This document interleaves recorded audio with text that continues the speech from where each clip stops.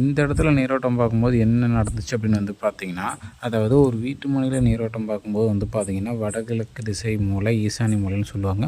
அந்த மூலையில் வந்து பார்த்திங்கன்னா, நம்ம நீரோட்டம் பார்த்து எந்த இடத்துல பெஸ்ட்டாக இருக்குதோ அந்த இடத்த வந்து பார்த்திங்கன்னா போர் போட சொல்லுவோம். ஆனால் இந்த இடத்துல அப்படி நீரோட்டம் பார்க்கும்போது இந்த இடத்து ஓனர் என்ன சொன்னார் அப்படின்னா, காம்பஸ் வச்சு பார்த்து காம்பஸில் நார்த்து சைடு எந்த திசையில் காட்டுதோ அந்த சரௌண்டிங்கில் தான் நீரோட்டம் பார்த்து நமக்கு போர் போகணும் அப்படின்ட்டாங்க. வணக்கம், நான் உங்கள் வாட்டர் ஓனர், நாமக்கல் மாவட்டம் திருச்செங்கோட்டிலிருந்து தீபக் பேசுங்க.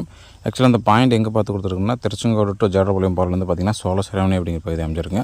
அங்கே அந்த ராகவேந்திர ஹாஸ்பிட்டல் பக்கத்தில் தான் வந்து பார்த்திங்கன்னா ஒரு வீட்டு மனையில் வந்து பார்த்திங்கன்னா நீரோட்டம் பார்த்து போர் போட்டு கொடுத்துருக்குறோம். இப்போ இந்த இடத்த வந்து பார்த்திங்கன்னா காம்பஸ் வச்சு பார்த்து அந்த திசையில் வந்து பார்த்திங்கன்னா போர் போட்டாங்களா, இல்லை வந்து பார்த்திங்கன்னா நாங்கள் எப்போ போல் வடகிழக்கு திசையில் வந்து நீரோட்டம் பார்த்து போர் போட்டாங்களா, எல்லாமே வந்து பார்த்திங்கன்னா ஆல்ரெடி நம்ம சேனலில் வீடியோ அப்லோட் பண்ணியிருப்பேன்.